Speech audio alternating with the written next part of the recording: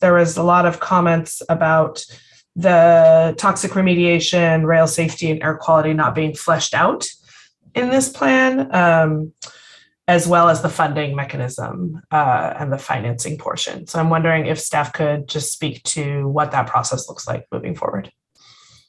Yeah, so Pete Bowman, Bureau Planning staff here. With regard to the hazmat issues, the consolidated response 4.15 in the final EIR directly responds to those questions. That was one of the items that we did a consolidated response on.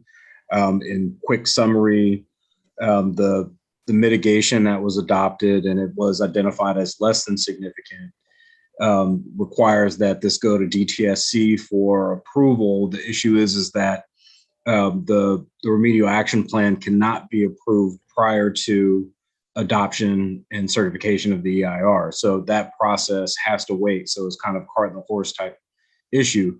However, there has been a human health and ecological risk assessment done that was prepared and approved by DTSC as part of the ongoing process.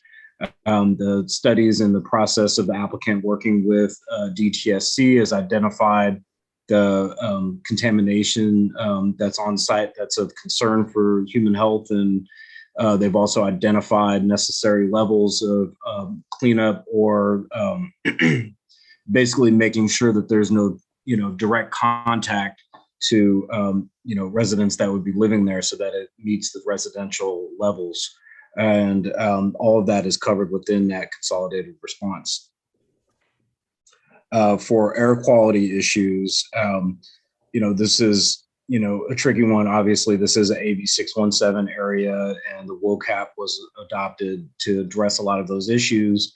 One thing as it relates to the CEQA thresholds on this is that two things. One, from a cumulative aspect, when the background levels already exceed the threshold, you're in a situation where you cannot add anything to it. And all project and operations, as long as people are driving cars or building buildings that, with machines that create emissions, there will be emissions. So that's one issue. And mitigations have been identified that, has requirements that all feasible mitigation be included. And that is to target basically getting it below the threshold or as close as possible. The reason it remains significant and avoidable is that it's not known if they can get to that level. Same thing with the project related impacts regarding on the project level with regard to construction and operation. Those emissions, often when you're looking at thresholds, you're looking at a sort of per capita impact. So, there would be like a performance-based metric. However, in this case, it's just a flat rate, like the numbers for the toxic air contaminants.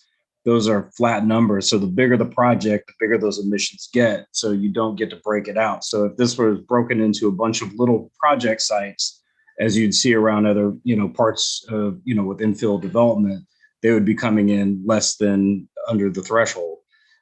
Given that the sheer size of the project, there are issues with trying to get that below. However, once again, mitigations have been identified, and I can hand it off to Brian Schuster from ESA, who's the air quality expert, that can go further into the additional WOCAP measures that have been identified.